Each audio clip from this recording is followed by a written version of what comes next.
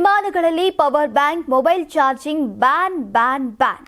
ವಿಮಾನ ಪ್ರಯಾಣಿಕರ ಸುರಕ್ಷತೆಯ ಹಿತದೃಷ್ಟಿಯಿಂದ ವಿಮಾನಗಳಲ್ಲಿ ಪವರ್ ಬ್ಯಾಂಕ್ ಬಳಕೆ ಕುರಿತಂತಹ ನಿಯಮಗಳನ್ನು ನಾಗರಿಕ ವಿಮಾನಯಾನ ನಿಯಂತ್ರಕ ಸಂಸ್ಥೆ ಡಿಜಿಸಿಎ ಕಠಿಣಗೊಳಿಸಿದೆ. ಲಿಥಿಯಂ ಬ್ಯಾಟರಿಯಿಂದ ಉಂಟಾಗುವಂತಹ ಬೆಂಕಿ ಅಪಾಯಗಳ ಹಿನ್ನೆಲೆಯಲ್ಲಿ ವಿಮಾನದೊಳಗೆ ಪವರ್ ಬ್ಯಾಂಕ್ ಮೂಲಕ ಮೊಬೈಲ್ ಅಥವಾ ಇತರ ಎಲೆಕ್ಟ್ರಾನಿಕ್ ಸಾಧನಗಳನ್ನು ಚಾರ್ಜ್ ಮಾಡುವುದನ್ನು ನಿಷೇಧಿಸಲಾಗಿದೆ. ಡಿಜಿಸಿಎ ನವೆಂಬರ್ನಲ್ಲಿ ಬಿಡುಗಡೆ ಮಾಡಿದ ಡೇಂಜರಸ್ ಗೂಡ್ಸ್ ಅಡ್ವೈಸರಿ ಸರ್ಕ್ಯುಲರ್ ಪ್ರಕಾರ ವಿಮಾನ ಪ್ರಯಾಣದ ವೇಳೆ ಪವರ್ ಬ್ಯಾಂಕ್, ಪೋರ್ಟಬಲ್ ಚಾರ್ಜರ್ಗಳು ಹಾಗೂ ಲಿಥಿಯಂ ಬ್ಯಾಟರಿಗಳನ್ನು ಒಳಗೊಂಡಂತಹ ಸಾಧನಗಳನ್ನು ಚೆಕ್ ಇನ್ ಲಗೇಜ್ನಲ್ಲಿ ಇಡುವಂತಿಲ್ಲ. ಪವರ್ ಬ್ಯಾಂಕ್ಗಳನ್ನು ಕೇವಲ ಹ್ಯಾಂಡ್ ಬ್ಯಾಗ್ನಲ್ಲಿ ಮಾತ್ರ ಕೊಂಡೊಯ್ಯೋಕೆ ಅನುಮತಿಯನ್ನ ನೀಡಲಾಗಿದೆ. ಆದರೆ ಅವುಗಳನ್ನು ವಿಮಾನದೊಳಗೆ ಬಳಸುವ ಮತ್ತು ಚಾರ್ಜ್ ಮಾಡೋಕೆ ಯಾವುದೇ ಅವಕಾಶ ಇರುವುದಿಲ್ಲ. ಲಿಥಿಯಂ ಬ್ಯಾಟರಿಗಳು ಅತಿಯಾಗಿ ಬಿಸಿಯಾಗುವುದು, ಶಾರ್ಟ್ ಸರ್ಕ್ಯೂಟ್ ಆಗುವುದು ಅಥವಾ ಸ್ಫೋಟಗೊಳ್ಳುವಂತಹ ಸಾಧ್ಯತೆ ಇದೆ. ಇದರಿಂದ ವಿಮಾನದಲ್ಲಿ ಅಗ್ನಿ ಅವಘಡ ಸಂಭವಿಸುವಂತಹ ಅಪಾಯ ಹೆಚ್ಚುತ್ತೆ ಅಂತ ಈಗ ಡಿಜಿಸಿಎ ಎಚ್ಚರಿಕೆಯನ್ನ ನೀಡಿದೆ. ಓವರ್ ಹೆಡ್ ಸ್ಟೋರೇಜ್ ಬಿನ್ಗಳು ಅಥವಾ ಕ್ಯಾರಿ ಆನ್ ಬ್ಯಾಗೇಜ್ನಲ್ಲಿ ಇರಿಸಲಾದಂತಹ ಬ್ಯಾಟರಿಗಳಲ್ಲಿ ಬೆಂಕಿ ಉಂಟಾದರೆ ಅದನ್ನು ತಕ್ಷಣ ಪತ್ತೆ ಹಚ್ಚುವುದು ಕಷ್ಟವಾಗುತ್ತೆ. ಇದರಿಂದ ವಿಮಾನ ಸುರಕ್ಷತೆಗೆ ಗಂಭೀರ ಅಪಾಯ ಎದುರಾಗಬಹುದು ಅಂತ ತಿಳಿಸಲಾಗಿದೆ.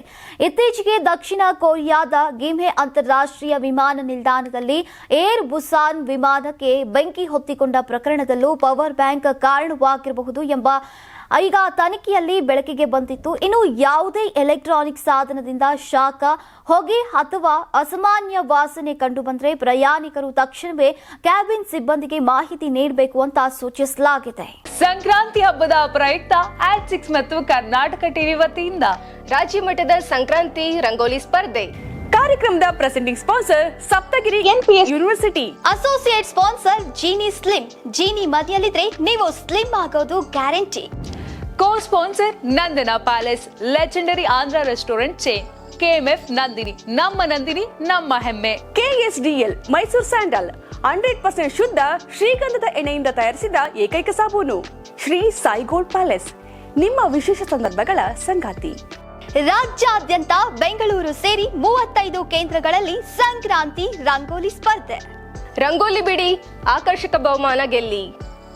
ಜಿಲ್ಲಾವಾರು ವಿಜೇತರಿಗೆ ಬೆಂಗಳೂರಿನಲ್ಲಿ ಜನವರಿ 18ರಂದು ಗ್ರ್ಯಾಂಡ್ ಫಿನಾಲೆ.